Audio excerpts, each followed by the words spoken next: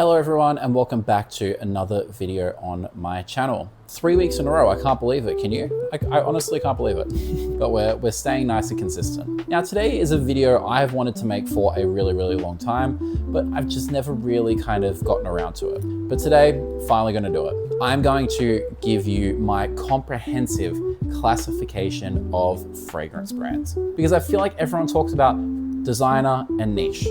But I feel like there is so much more to fragrance than just designer or niche, or I suppose ultra niche as well. So today I'm going to give you all the categories that I think you can define fragrances that you can go out and buy. Now keep in mind, this doesn't include junk fragrances, like poorly mixed dupes that you'll find at market stalls, crap that you'll find on Temu or AliExpress. These are recognized legitimate brands. So I have come up with 10 classifications of ways that you could define a brand. Now, some brands may fall into more than one category. So if you would like to see a part 2 where I designate particular brands to their categories, let me know. But right now, we're just gonna talk about what these categories are. So first off, we have designer brands, the old classic. These are your traditional high-end department store fashion brands that have also delved into fragrance and beauty, most of the time to generate extra profit. But there are some brands that do take their fragrance aspect quite seriously, as this is I suppose, a big reputational add-on for them. Plus also a huge profit booster. Brands like Louis Vuitton, Chanel, Dior, I would even put YSL up there as well, Tom Ford. They have really put a lot of effort into their fragrances. And I feel like these guys are the heavy lifters when it comes to the fragrance industry, particularly when it comes to dollar spend, and also I suppose some of the most recognizable scents in the industry. Most of them are designer brands. Next up, we have niche brands. Now, niche brands I would define is a brand that's purpose is to sell fragrances. Their primary product category is fragrance. They may have additional products, but fragrance is their primary. So we know all of the different niche brands that are going around. It's like MFK, Byredo, Le Labo, Diptyque, your typical fragrance brands. They are what I would classify as niche. And honestly, pretty self-explanatory. Next up, we have ultra niche. Now, ultra niche, in my opinion, is a little bit hard to define. I think ultra niche can be defined more by the individual fragrances rather than a brand. But what I would define ultra niche as is an artistic expression. These are not developed to be worn. In my mind, if you were to go into an art museum, a canvas that has been splattered with paint all over, to me, that's the equivalent of what ultra niche fragrance is. Maybe not everyone is gonna get it. I think there is a place for it, but I also don't understand why people will buy 50 mils of inexcusable evil. But yeah, that's what I would call ultra niche.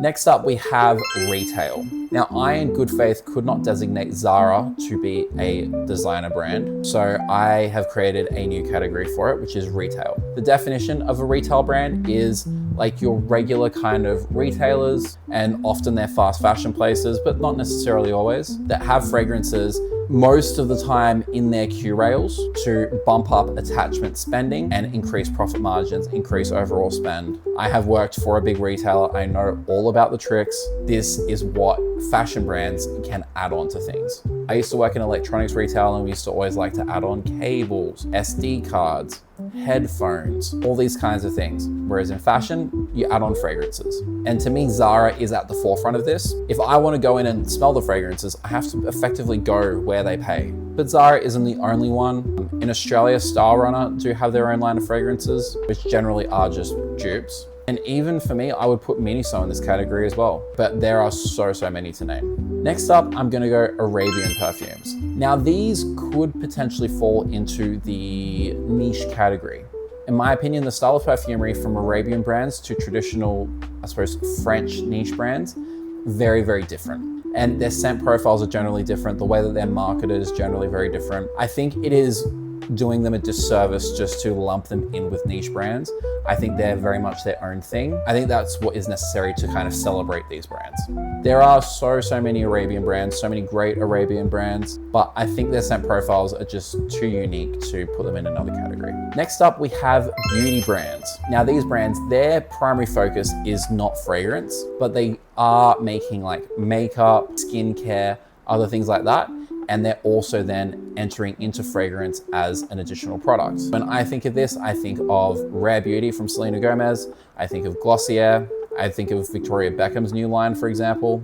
And it's not that they don't take their fragrances seriously. To me, this is a very logical diversification for a beauty brand, is to go into fragrance. I believe they are quite adjacent, but their main focus isn't fragrance, and they're not like selling clothes, so I can't really put them into niche or designer, so beauty brands it is. Next up, we have dupe brands. Now, the purpose of these brands is to dupe popular fragrances. Something that is, I suppose, quite controversial in the fragrance community. Where do I sit on this? I'm quite mixed on it. As a consumer, I really like it. It makes a lot of fragrances that maybe not necessarily should be as expensive as they are more accessible to the general public.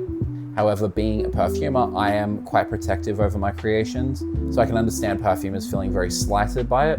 I'm also not particularly against the idea of taking market share away from big conglomerate brands. But dupes, it's exactly what it says it is. They make dupes. These are some of the more popular ones, at least to Australians. Things like Air, Acetos, Dossier, also brands like Jeremy, Jalo, although they do also cross into the niche category as well, I would find.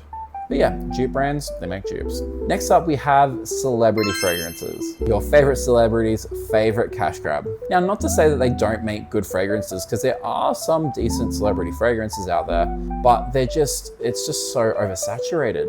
And this is why when I posted my video about the Drake perfume a few weeks ago, I was so amazed by it, because it's actually a celebrity taking the fragrance industry on and taking it seriously, as opposed to just getting one of the big houses to produce a bottle with your name on it. You pick a pre-prepared formula and just chuck it into a chemist. And that's my thing, right?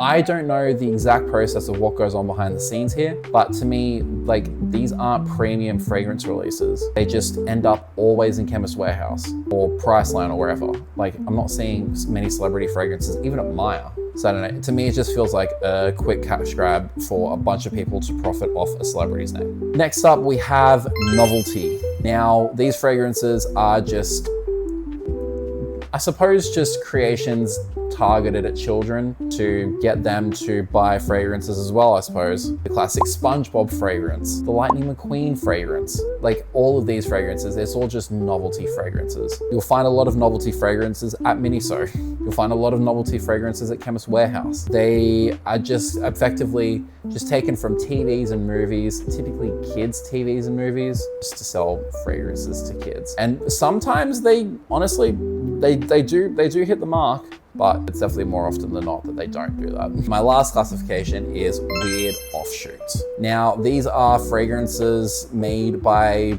brands that have no business making fragrances. Like, why would a car company be making a fragrance?